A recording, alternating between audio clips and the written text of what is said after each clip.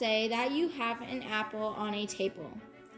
The apple is exerting a downward force on the table, and the table is exerting an upward force on the apple. The force that the apple is exerting down onto the table is called an action force, and the force that the table is exerting onto the apple is called a reaction force. This is what is explained in Newton's third law of motion, which states that for every action there is an equal and opposite reaction. Let's look at some examples to understand this better. The third law can be clearly seen in basketball when players are dribbling the ball. When the players apply a force to the ball onto the ground sends a force back on the ball back to the player's hand. This is how dribbling is possible. Without this law, the basketball would have just stayed on the ground without showing the slightest reaction of going upward. Let's look at some archery for our next example.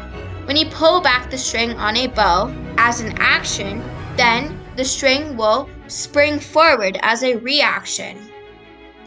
Your bike is a little more complicated. When the wheel is spinning clockwise, the parts of the tire touching the earth push backwards against the earth. This is the action. The ground pushes forward with the same force. This is the reaction. Now, time for a quick summary and some extra fun facts. When one object exerts a force on another object, the second object exerts the same size force on the first object.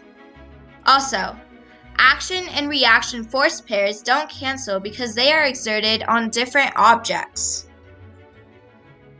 Congratulations! You learned about Newton's third law of motion. If you like this video, please like, share, and subscribe.